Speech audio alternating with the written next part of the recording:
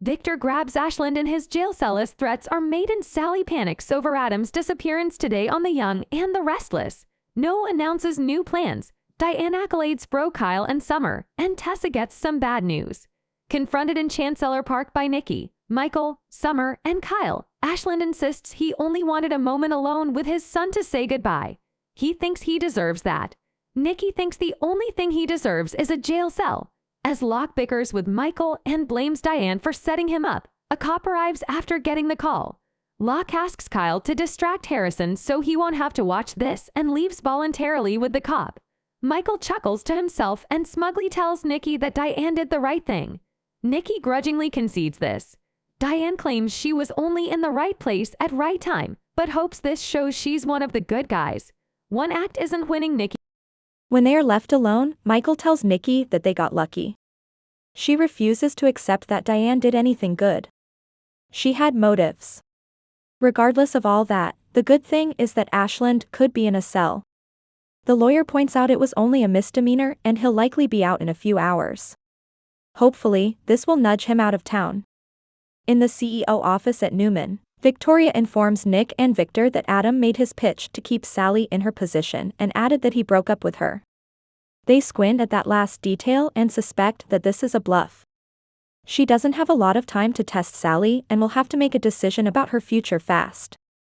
Either way, Adam has made it clear he's not planning to return. Nick notes his brother is the wild card once again. Victor is disappointed. He was willing to mediate between the children.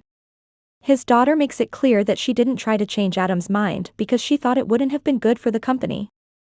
Victor doesn't see any point in keeping Sally around if she's not giving them leverage on Adam.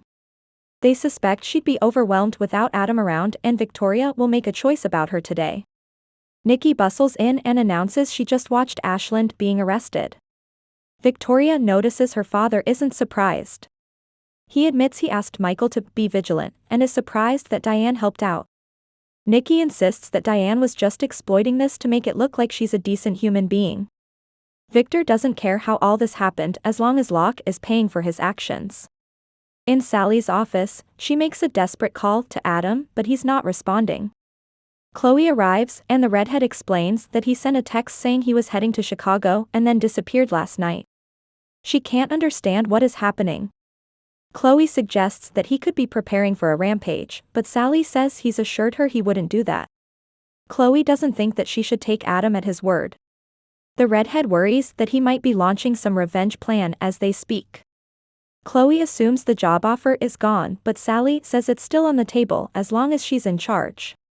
After Chloe tells her that she needs a job right now because her partnership with Chelsea has been dissolved, they prepare to dig in. Suddenly, Sally gets a text about a press conference and says they will have to hold off. Their jobs might not exist for much longer. They tune in to the press conference, where Victor announces the new team leading the company. Victoria says they are looking forward to the new era for Newman Enterprises.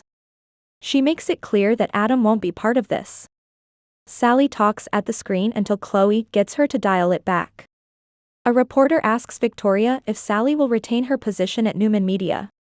Victoria doesn't answer directly, explaining staff realignments are under consideration.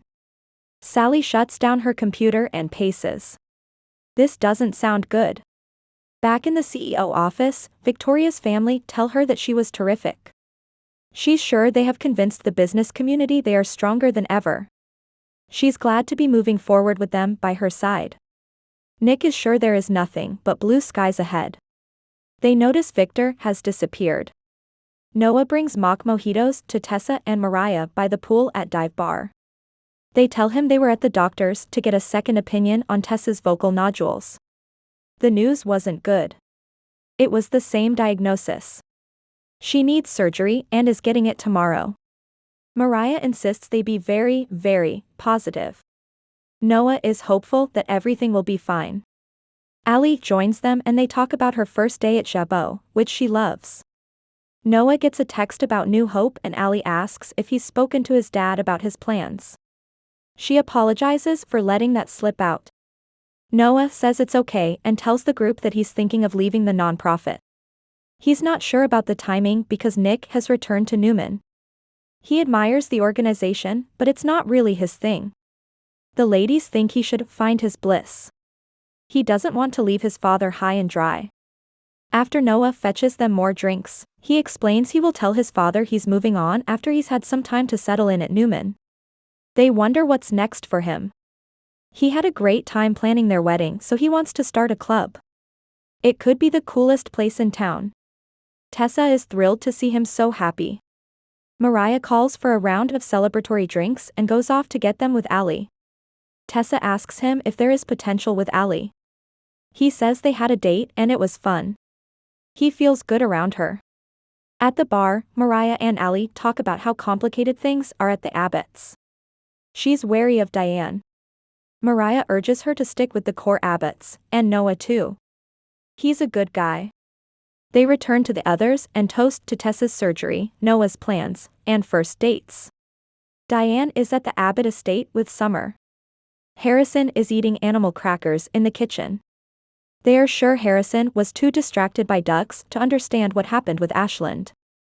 Diane feels thrown by the whole incident. Kyle worries that Locke could still whisk his son away and disappear.